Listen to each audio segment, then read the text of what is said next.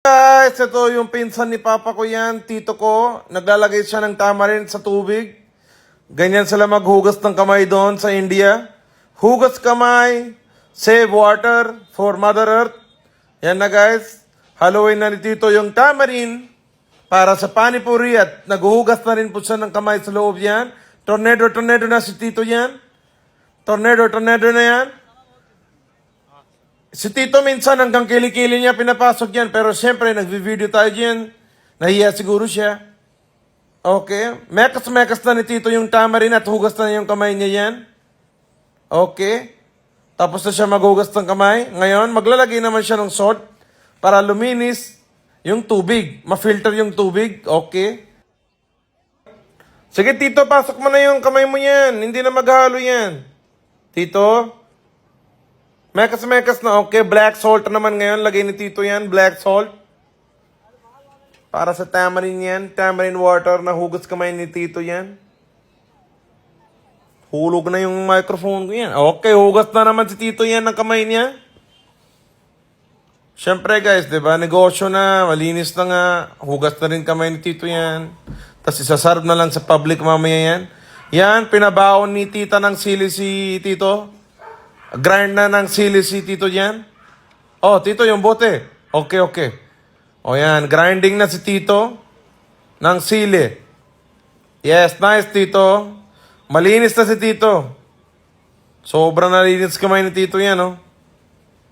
Sige, go, Tito. Squeeze pa. Squeeze muna yung sili yan, Tito. Sige, go pa. Nice. Yan na po, guys. Grinded chili, okay. Yung panipuri naman, yung shell. Kung saan nilalagay ni Tito yung tubig tsaka yung laman.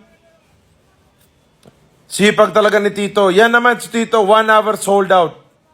Tapos lahat na kain, kinabukasan, naka-admit na hospital. Siyempre, detox, di ba? Detox na yan. Linis na katawan.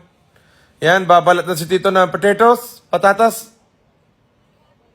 Tito, pati yung balat na, hulog doon sa baba. Huwag mo na mekas yan mamaya. Tito. Hello.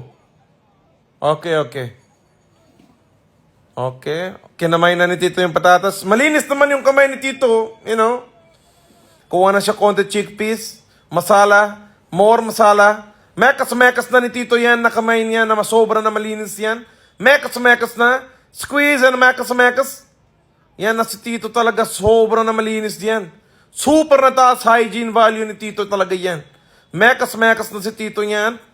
Yun. Mekas na. Diyan na yung mga kamag-anak namin mamaya para nakain yan.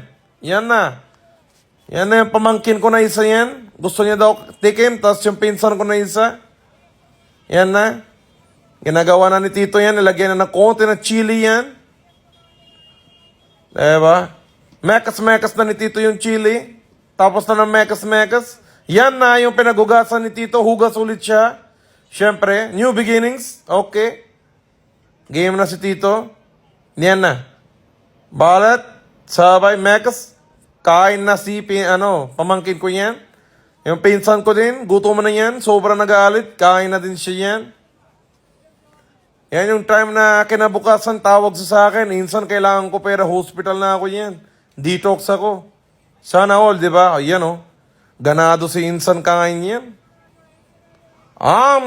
Sobrang nasarap. Yan, oh. Si Insan talaga, chest out pa yan.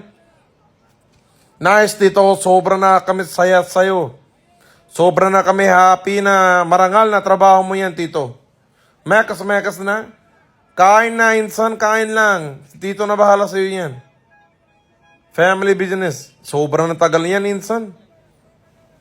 Subo na, dire-diretso yan. Tito, si pamangkin. Si apo mo, Tito, bigyan mo na din.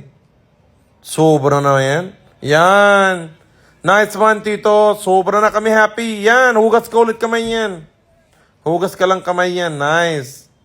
Hugas pa yan, Tito. Nice. Sobra na sarap yan. Very natural flavor. Very proud of you, Tito. Sobra ako pasalamat sa'yo yan.